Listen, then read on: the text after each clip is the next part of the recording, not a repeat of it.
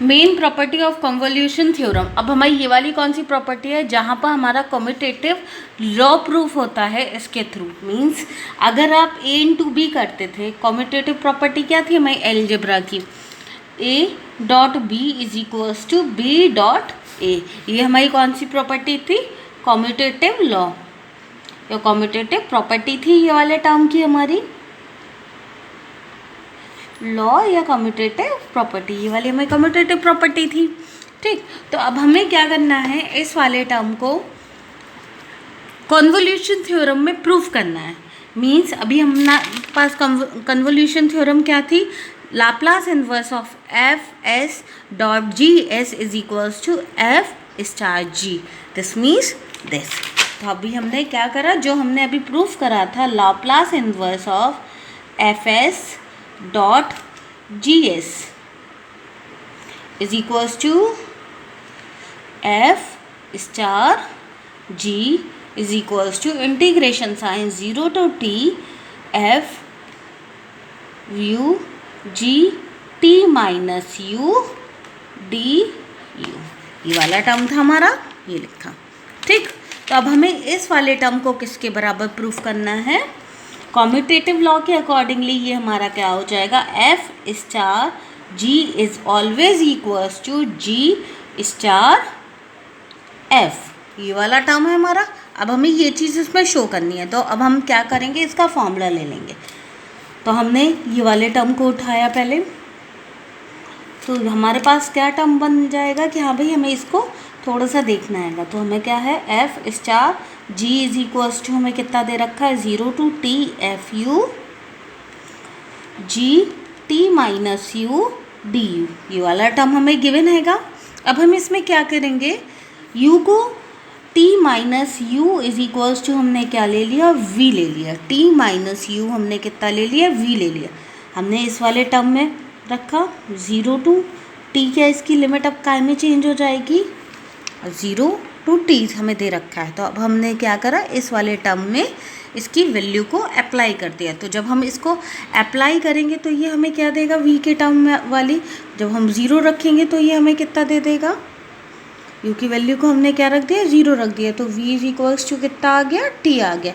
दूसरे टर्म में हमने कितना रखा, 0 t रखा, तो हमें कितना मिल जाएगा सेकंड लिमिट से, t minus T is equals to v। तो ये कितना हो जाएगा, v इज इक्वल्स टू हमारा कितना हो जाएगा, 0 हो जाएगा। तो इधर से हमने क्या करा, दोनों टर्म को काय में, अब ये वाला जो साइन था, सॉरी ये वाली जो लिमिट थी वो हमारे काय में चेंज हो गई, t टू 0 में। इतना क्लियर हैगा। अब जब हम इसको डिफ्रेंशिएट करेंगे, क्यों, हमें डी यू को भी तो क्या करना है, इंटरचेंज करना है डी वी में। तो t minus U is equals to हमें कितना दे रखा है, v दे रखा है। तो जब हम इसको डिफ्रेंशिएट करेंगे तो D U is equals to कितना हो जाएगा, D V. This imply that D U is equals to minus of D V. इतना टर्म आ गया, हमने लेके पूरा इसमें सब्स्टिट्यूट कर दिया। तो अब जो लिमिट हो गई वो t टू 0 हो गई हमारी। एफ यू हमारा सेम रहेगा। t माइनस यू को हम क्या लिख लेंगे, v लिख देंगे। इतना क्लियर है, इतना क्लियर है। पर लेकिन इधर पर u वाले टर्म को भी तो हम चेंज करेंगे, इधर पर u वाले टर्म को भी तो हम चेंज करके क्या कर देंगे, v कर देंगे। तो हमारा ये कितना हो गया, डी वी, ये वाला। अब हमें कौन सा करना है, पूरे टर्म को हमें काय में चेंज करना है, v में चेंज करना है। तो उसके लिए हमें क्या करना पड़ेगा, इस वाले टर्म को भी हमें क्या करना पड़ेगा, चेंज करना पड़ेगा। तो हमारा दो चीज़ें हम इधर पर इकट्ठी कर रहे हैं, लिमिट हम इंटरचेंज कर रहे हैं माइनस के साइन के साथ, तो t टू 0 हो गया। इतना क्लियर है। अब ये वाला जो टर्म है, इधर से u की वैल्यू कितनी आ जाएगी हमारी, u इज इक्वल्स टू हमें कितना देगा,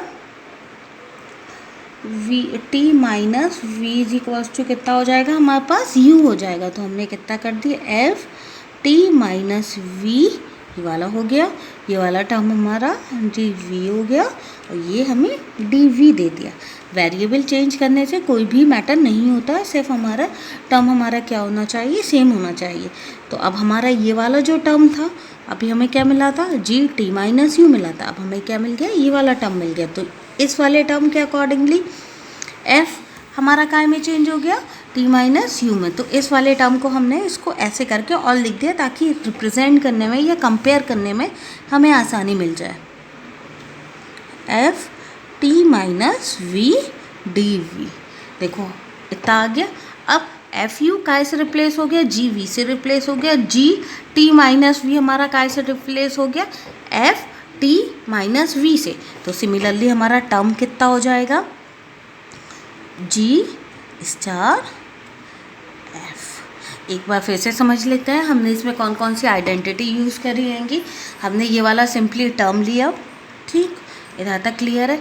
अब हमें सबसे पहला काम क्या रहता है, जो भी हमने वैल्यू एज्यूम करी है उसकी हम क्या करते हैं, लिमिट पहले चेक करते हैं। तो हमारी इधर पर लिमिट हमें क्या दे रखी थी, ज़ीरो से टी तक की हमें लिमिट दे रखी थी। हमने क्या कंसिडर करा था, T minus U is equals to V, ये हमने कंसिडर करा था, ठीक।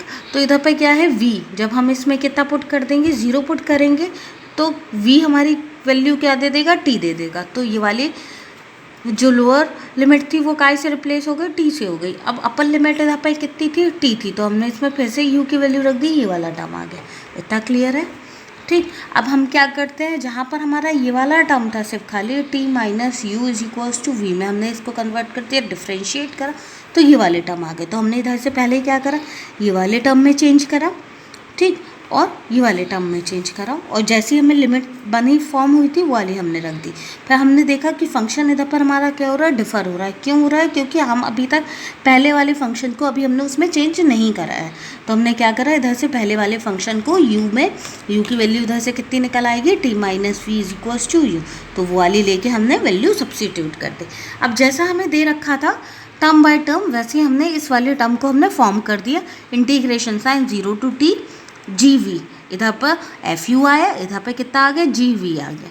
इधर पर एफ की जगह अब कितना आ गया, इधर पर कितना था, जी था, इधर पर हमें कितना मिल गया, एफ मिल गया। तो हमने सेम एज इट इज लिख दिया। तो ये वाली हमें कौन सी प्रॉपर्टी प्रूफ हो गई, कम्यूटेटिव प्रॉपर्टी में ये वाली प्रूफ हो गई।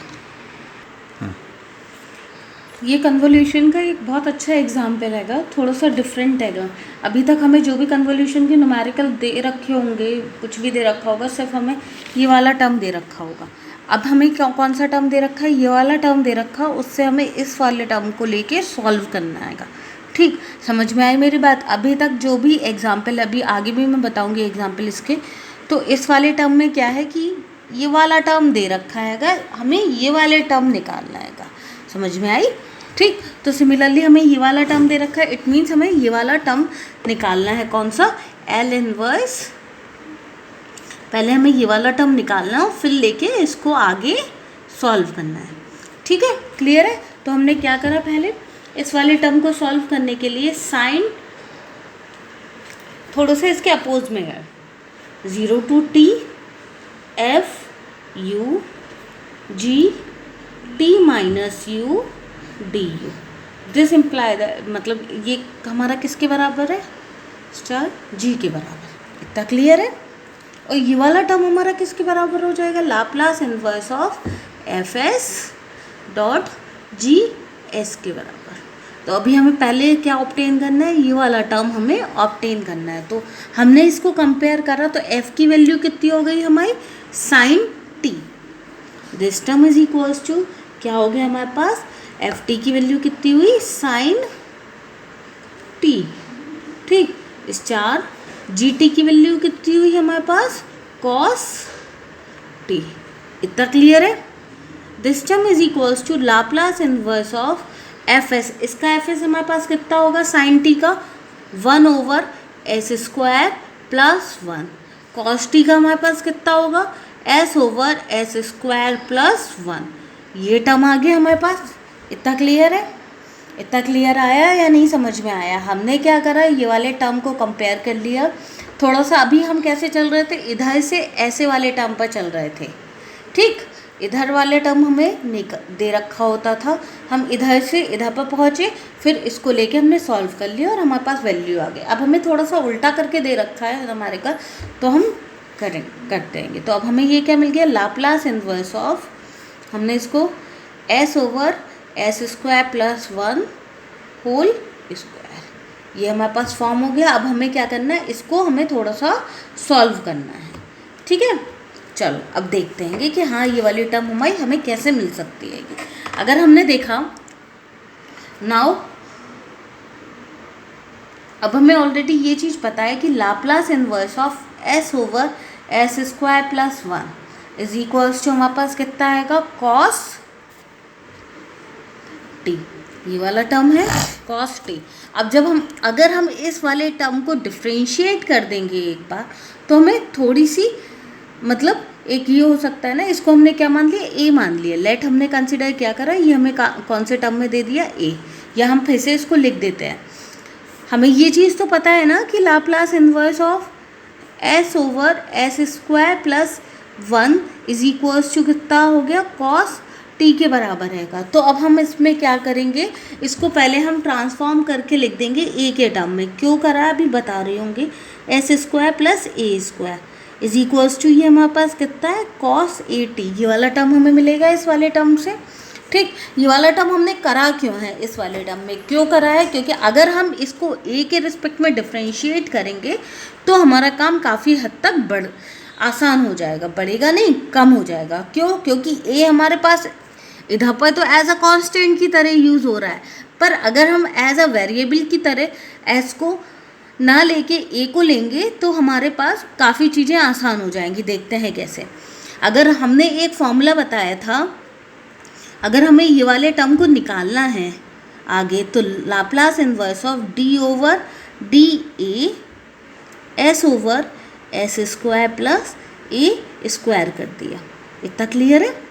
तो इधर पर हमें क्या देगा, ये माइनस का, इस वाले को हमने भी क्या करा, टी, और ये वाला टर्म हमारा काय में चेंज हो गया, ये वाला टर्म हमारा काय में चेंज होगा, साइन कॉस का क्या हो जाएगा, साइन हो जाएगा, साइन ए टी। तो माइनस का साइन ए टी आ गया। इतना क्लियर है। तो ये हमें कितना दे देगा, Laplace inverse of minus 2as S square plus A square का होल स्क्वायर वाला टर्म हमारा फॉर्म हो गया, is equals to minus T sine A T. ये वाला क्लियर, इतना क्लियर है। अब हमारे पास क्या क्या चीज़ एक्स्ट्रा है, माइनस से माइनस हमारे पास कैंसिल हो गया। ठीक, हमने ए की वैल्यू को कितना सब्स्टिट्यूट कर दिया, 1 सब्स्टिट्यूट कर दिया। तो 1 हमारा इधर से जो हम चले थे यहाँ पर, ये हमें लाके दे देगा। कितना हो जाएगा, Laplace inverse of S over S square plus 1 का square is equals to t/2 sine T. ठीक, तो this is your required answer.